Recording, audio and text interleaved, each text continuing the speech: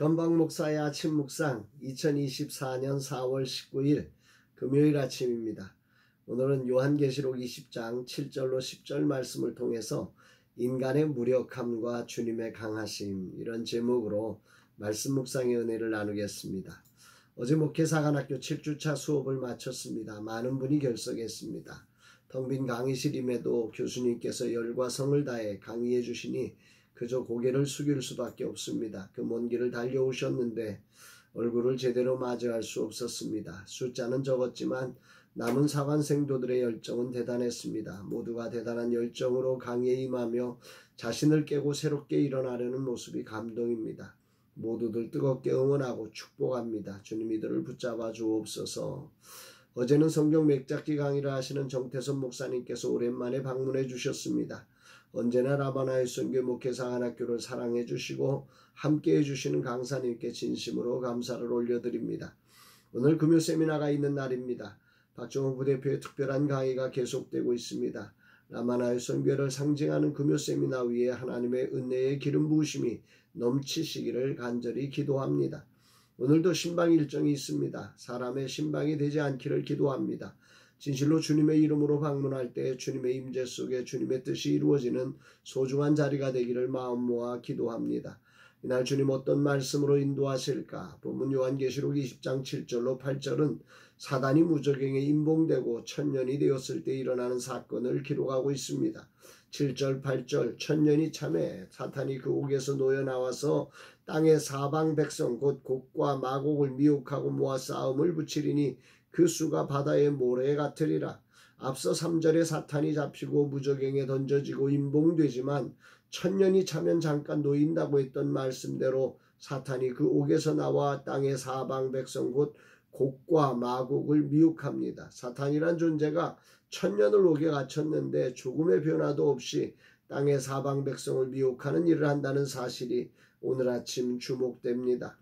여기서 주목되는 것은 무려 1000년의 시간 사탄의 방해는 그쳤습니다. 그리고 1000년 동안 그리스도와 더불어 왕노릇하는 성도들의 삶이 진행되었습니다. 그렇게 1000년이 지난 후 사탄은 갇혀서 전혀 변화가 없다고 해도 세상은 이제 다시 예전으로 돌아가면 안 되는 것 아니겠습니까? 그런데 놀랍게도 곡과 마곡을 미혹하고 모아 싸움을 일으키리니 그 수가 바다의 모래 같으리라 합니다. 참 안타깝습니다. 사탄이 무저갱에서 잠깐 풀려나 전처럼 미혹하는데 땅의 사방에서 바다의 모래와 같이 많은 사람이 미혹되어 끌려간다는 것입니다. 이렇게 모여진 이들을 곡과 마곡이라 부른 거지요. 여기 곡과 마곡이라고 하는 말은 에스겔서 38장 39장에 나오는 단어인데 곡은 북쪽 땅의 메섹과 두발의 왕을 말하는 것이고 마곡은 곡의 땅이라는 뜻입니다. 그러니까 곡과 마곡은 상징적인 의미죠. 곡은 하나님의 백성을 공격하는 세력의 우두머리를 말하고 마곡은 그들이 모인 지역을 가리킨다고 봐야 할 것입니다. 한마디로 곡과 마곡은 최후 전쟁에서 사탄을 추종하는 모든 세력을 상징하는 말로 사용된 것입니다. 이 말씀을 묵상하면서 1000년이 지나도 변하지 않는 사탄과 1000년의 평화를 맛보고도 사탄의 미혹에 여지없이 넘어가는 바다의 모래같이 많은 이들이 있다는 것이 너무도 당황스럽습니다. 이것이 인간 존재의 모습이란 말인가? 사탄의 미혹이 얼마나 대단하길래? 분명한 사실은 인간이 자신의 힘으로 사탄과 대적할 수 없다는 사실입니다. 만국을 미혹할 정도로 그 권세와 능력이 대단함을 인정해야 합니다. 아무튼 사탄은 만국을 모아 싸움을 벌이려고 곡과 마곡을 미혹합니다. 땅의 사방에서 사탄의 추종자를 모읍니다. 분명 세상의 유력한 지도자들일 것입니다. 그들을 통해 바다의 모래와 같이 많은 어마어마한 군대를 모읍니다. 이것이 지금 우리의 상식으로 이해되지 않지만 미혹의 천재 사탄은 합리적인 사람의 생각을 이용하여 너무도 합법적으로 이렇게 될 수밖에 없는 시스템을 만들어서 이용하리라는 생각을 해봅니다.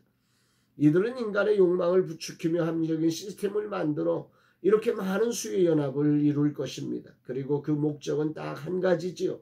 9절 상반절에 보니까 그들이 지변에 널리 퍼져 성도들의 진과 사랑하시는 성을 두르매 이들의 본래적인 목적은 바로 성도들의 진과 하나님의 사랑하는 도성을 둘러 포위해서 공격하는 것입니다. 이 말은 엄청난 숫자와 힘을 가지고 있다는 말이지. 이 상황으로 보면 사탄의 승리가 눈에 보이는 것 같습니다. 인간의 그 대항하는 능력은 참 부족해 보입니다. 완전히 포위가 되도록 인간의 무력함이 보여집니다. 그러나 성경은 여기에 놀라운 반전을 소개하고 있습니다. 9절 하반절부터 10절까지 보니까 하늘의 불이 내려와 그들을 태워버리고 또 그들을 미혹하는 마귀가 불과 유황 못에 던져지니 거기는 그 짐승과 거짓 선지자도 있어 세세토록 밤낮 괴로움을 받으리라. 사탄의 미혹으로 모여 성도들과 그 성을 완전히 두를 만큼 엄청난 군대인데 이들은 거기서 아무것도 하지 못합니다. 시작도 하지 못하고 하늘에서 내려온 불로 다 태움을 받는다고 말씀하고 있습니다. 할렐루야이지요. 그리고 천년을 가둬도 변화되지 않는 사탄이 영원한 심판을 받아 유황 못에 던져져 세세토록 밤낮 괴로움을 당한다고 말씀합니다. 아멘입니다. 분명 사탄의 능력은 천년이 지나도 변함없이 강합니다. 그러나 그 사탄의 엄청난 능력과 사람을 미혹하여 바다의 모래처럼 많은 숫자로 하나님 나라를 훼손하려 하지만 우리 주님의 능력은 그것을 한순간에 불로 태워버리시는 능력임을 찬양합니다. 할렐루야입니다. 오늘 주님은 내게 뭘 말씀하시는 것인가? 사탄의 미혹이 얼마나 대단한지, 그리고 그 능력이 얼마나 많은 사람을 미혹하여 따르게 하는지, 앞으로 분명 그런 시대가 올 것이라는 사실을 충분히 공감이 됩니다. 그러나 인간의 똑똑한 지성과 능력으로 이것을 분별하고 이길 수 있는 것이 아니라는 사실을 다시금 분명하게 깨닫습니다. 인공지능의 시대, 교묘하게 사탄이 인공지능을 이용하고 인간의 정보를 조작하며 핍박한다면 바다의 모래 같은 사람들이 얼마든지 사탄의 하수인으로 변할 수 있다는 사실을 깊이 묵상하게 됩니다. 이런 시대를 살아가야 하는 내게 주님은 무엇을 말씀하시는가? 천년의 평화 시대를 살아도 주님의 은혜가 아니고는 사탄을 이길 힘이 없다는 사실을 알고 언제나 주님이 주인된 삶에 깨어 있어야 함을 깨닫게 되는 것입니다. 주님을 주인으로 왕으로 섬기지 않는 인간은 결국 사탄의 놀이개로 전락할 수밖에 없습니다. 반대로 주님을 왕으로 모실 때 그 어떤 강력한 사단의 군대도 한순간에 불로 태우며 우리를 보호하시고 뜻을 이루신다는 사실에 또한 감격하게 되는 거죠. 할렐루야입니다. 오늘도 작은 교회 신방을 다녀오면서 내가 아닌 주님이 왕 되심을 인정하며 겸손히 그분의 이끄심과 일하심의 통로로 쓰임받는 시간이 되기를 기도합니다. 나를 당신의 소중한 일하심의 통로로 써주심에 감사드립니다. 세상은 나를 이용하여 자신을 영화롭게 합니다. 그러나 나의 왕, 나의 주, 나의 하나님은 나를 사용하시되 그 쓰임받음이 내게 영광이 되게 하시는 분이십니다. 이 사실을 알기에 오늘도 기쁨으로 나를 주님의 도구로 드립니다. 주님 나를 써주시니 감사드립니다. 오늘도 저를 통해 주님의 영광을 받으시고 주님의 뜻만이 이루어지게 하여 주옵소서 고백합니다. 사랑하는 여러분, 여러분들의 삶의 자리를 한번 우리가 잘 준비하면 사단에게 이길 수 있다고 우리는 착각할 때가 많지만, 그러나 우리의 힘만으로 안 되는 것입니다. 우리가 준비하는 것만으로 되어지는 게 아니라 순간순간 왕 되신 주님을 인정하고 그분의 이끄심 앞에서 그분의 능력 아래서 우리가 승리할 수 있는 자임을 고백합니다. 정말 우리 자신이 사단 앞에 그렇게 무력하게, 그렇게 천년의 평화를 맛보고도 다시 넘어질 수밖에 없는 연약한 존재라는 사실을 기억하며 오늘도 더 가까이 주님께로 다가가며 우리의 왕 되신, 우리의 주인 되신 주님을 의지하고 살아가며 주의 승리를 누려가는 복된 날 되기를 주의 이름으로 축복합니다. 사랑합니다, 여러분.